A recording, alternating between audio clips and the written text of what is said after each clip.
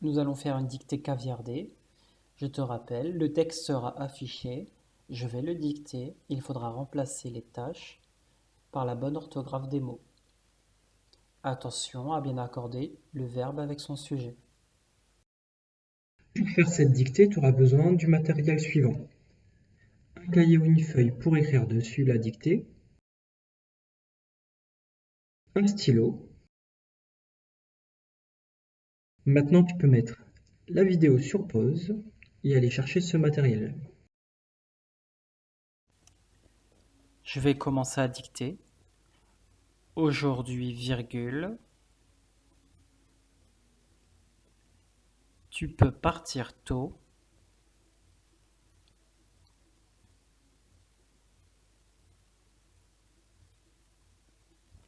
Aujourd'hui, virgule. Tu peux partir tôt du sport. Point.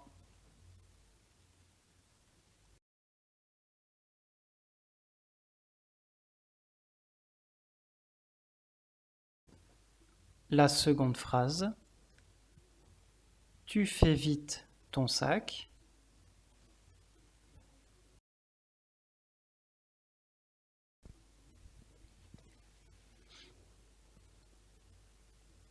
Tu fais vite ton sac, virgule.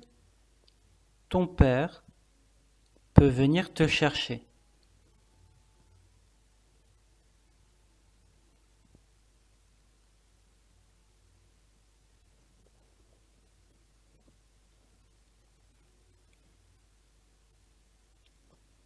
Tu fais vite ton sac, virgule. Ton père peut venir te chercher vers 16 heures. Point.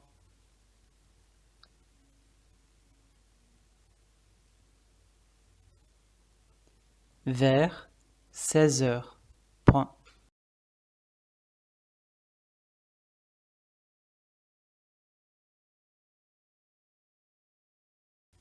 Maintenant, tu peux mettre la vidéo sur pause et bien relire ta dictée et faire attention à tous les mots auxquels il y a une tâche. Et quand tu auras fini de te relire, on pourra corriger.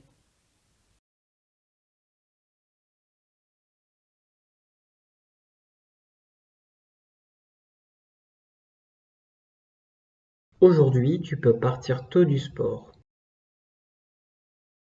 Le premier mot. Aujourd'hui. As-tu pensé à mettre la majuscule? Aujourd'hui, c'est un mot invariable et je te montre comment ça s'écrit. Est-ce que tu as bien mis l'apostrophe entre le D et le H? Tu peux partir tôt. Tu peux. Le verbe à l'infinitif de peut, c'est le verbe pouvoir. Donc tu peux, qu'attendons-nous dans tu peux partir tôt? Quel est le sujet du verbe peut? Qui est-ce qui peut partir tôt? Eh bien c'est tu, c'est toi. Donc tu est le sujet du verbe peut. Maintenant, attends-tu avec le pronom personnel tu à la fin du verbe? Je te rappelle que pouvoir est un verbe irrégulier. Donc ici, ça ne va pas finir avec S ou ES. Le verbe se termine avec la lettre X.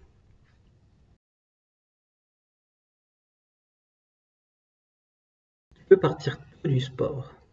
Comment écris-tu le mot tôt? Tôt, c'est aussi un mot invariable, c'est-à-dire qui ne change pas.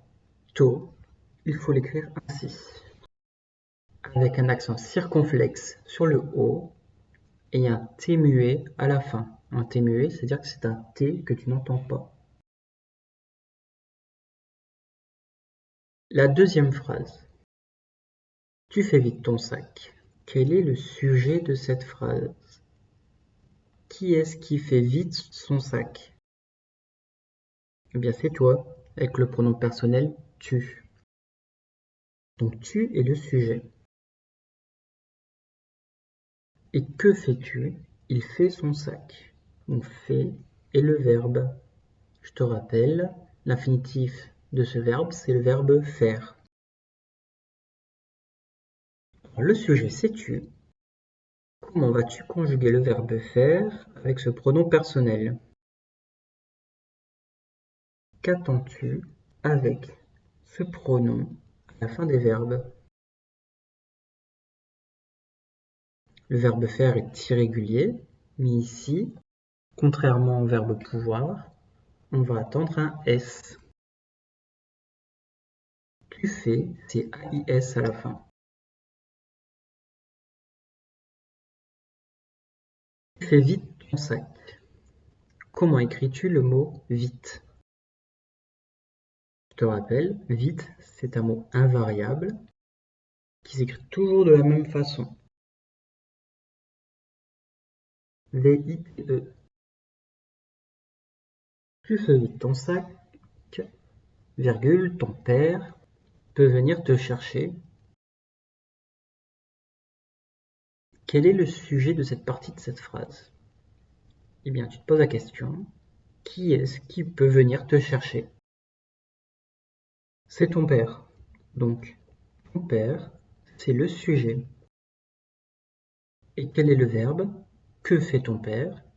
Il peut venir te chercher. Donc, le verbe, c'est peut.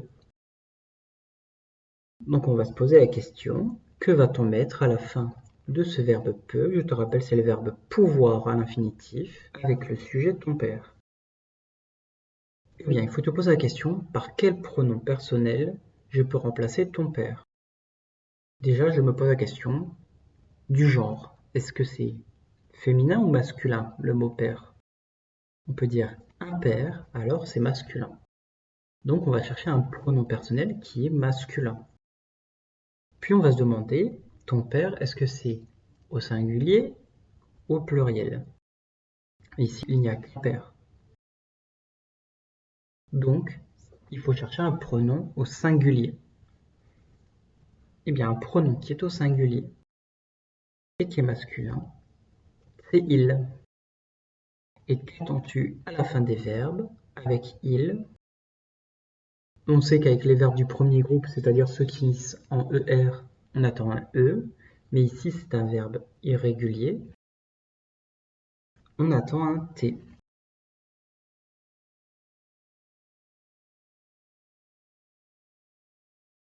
Ton père peut venir te chercher vers 16 heures.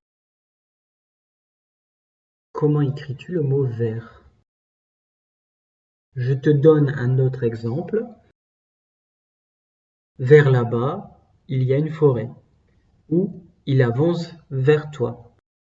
C'est un mot invariable. Et ce mot invariable qui désigne une direction ou que tu peux remplacer par environ, s'écrit toujours de cette manière. V-E-R-S.